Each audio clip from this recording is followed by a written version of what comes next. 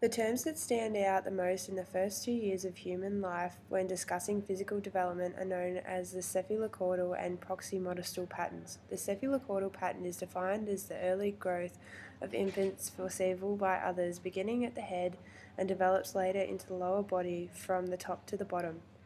The head has increased size and weight compared to the lower proportion of the body, which is why infants cannot hold their head at a young age, as their neck muscles are not strong enough at this stage of development. On the other hand, proximodistal growth is when growth moves from within the body to the extremities. For example, children develop the ability to control their trunk, arms, and legs, yet they still have not learned how to control their hands and fingers to complete tasks such as holding objects. From the Australian Physical Activity and Sedentary Behaviour Guidelines, infants from birth to 1 need at least 30 minutes of supervised floor-based activities per day. Activities may include reaching, grasping, pushing and pulling to promote healthy growth. From 12 to 24 months, children should be spending 180 minutes per day jumping, running and completing other physical activities to promote their physical development. Additionally, infant sedentary behaviour should be limited to 1 hour a day, including both sitting for extended periods of time and screen time. The sedentary behaviour encouraged are activities which involve the guardians of the child, for example, reading, singing, puzzles, and storytelling. From seeing many of my cousins grow up, I have found the cephalocaudal pattern in growth to be relevant. From readings and research, it clarifies why the head of a young child always seems to be larger in comparison to the lower body in the first 2 years of life. Fine motor skills are movements that involve the smaller muscle groups of the fingers, hands, and wrists to create movement. As an infant grows, their fine motor skills develop in stages based on their age.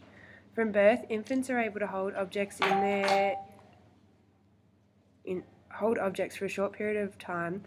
By the age of 6 months to 9 months, they should have developed the ability to hold objects for a longer period of time, shake the object, and potentially be able to transfer the objects between their hands. When an infant reaches 9 months and above, they will develop the ability to use their thumb and forefinger to pick up objects, which creates a pincer grip. By the end of the infancy period, an infant should have the ability to complete simple fine motor skill tasks such as completing a simple puzzle and turning a page in a book. These stages of fine motor skills are crucial for an infant's further development. Gross motor skills involve the larger muscle groups that consist of the arms, legs, and other larger parts of the body. From birth, infants are encouraged to be involved in floor-based play. This helps develop control of the neck and head movements, as well as being able to roll from their back onto their stomach. As an infant continues to grow, they develop more difficult gross motor skills such as crawling, standing up using furniture, and even walking by the age of 18 months. Also, an infant's large proportion of learning gross motor skills is by watching. By watching a carer, an infant is able to mimic the movements themselves. As physical development varies between infants, it is important to encourage activity as often as possible and provide the support they need to develop their skills. Throughout infancy, it is recommended that an infant consumes around 50 calories per day. This diet should consist of fruit, vegetables, and breast milk. In most cases, parents or caregivers make the mistake of not feeding their infant the correct amount of healthy food, but instead feeding them too much sugary foods. Caregivers who are not sensitive to developmental changes in their infant's nutritional needs, are neglectful, and also live in a state of poverty can significantly contribute to the development of an eating problem in an infant and make their eating habits harder in the future. A recent study found that infants who are breastfed have a lower of weight gain than bottle-fed infants in childhood and adolescence. Breast milk gives infants the nutrition they need in order to have a healthy development. Breast milk helps protect the infant from common illnesses, as well as ensuring they get the adequate amount of nutrition.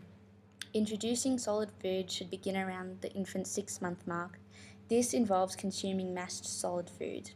Whilst introducing solid foods, breastfeeding should not decrease, as the infants may need the extra energy as they begin to become more active. Newborns typically need the most amount of sleep, 16 to 18 hours a day. This includes naps in the day, but as the baby grows, the need for naps reduces. 0 to 5 months, 0 to 5 months, 1 to 5 naps a day, but an average is of 3. 6 to 11 months, 1 to 4 naps a day, but average 2. 12 to 35 months, 0 to 2, but they average 1. Babies and toddlers typically take about 20 minutes to fall asleep, but this can vary from for individual children. From personal experience, my baby girl would fall asleep in a matter of minutes after being bathed and fed. I would put her on the floor to play with her mobile toy while I brushed my teeth, then put my shoes on to get ready to go out, and I would come back and she was sleeping. It is common for babies to sleep and wake multiple times through the day and night. But as they grow older, their sleep becomes more concentrated on nighttime sleep, and the need for the daytime naps decrease. But just as a child's language and motor development, the exact timing will differ between each child. By setting up a consistent pre-sleeping routine, we can help children to settle and provide cues that it's time to sleep. And we can do this by using regular, consistent routines, ensuring that the child feels safe and secure and protected, reduce light in the room, and have the room at a good temperature, not too hot or cold. Reduce the amount of noise, but don't make the room completely silent, as you may have trouble getting baby to sleep if there are any outside noises that are unfamiliar, like when you go shopping, holidays, visiting family and friends, and your baby is due for a nap. When my babies were young, I would vacuum under the cot while they were asleep, so they were used to noise and were able to sleep anywhere. I also was able to pick up the baby and put it in the car and take them out of the car while they were sleeping, and they would remain asleep. Healthy physical development and appropriate amount of physical activity each day will subsequently improve a child's cognition and sleep.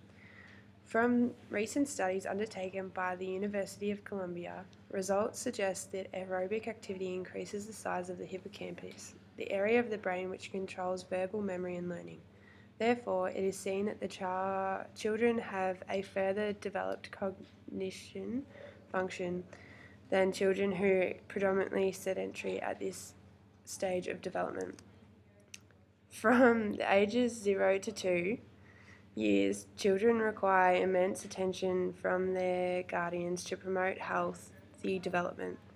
While the cephalocaudal and proximodistal patterns of growth occur for a child, their development rates rely on their physical activity and interaction. Being physically active from a young age may also lay foundations of regular physical activity in their future lifestyle.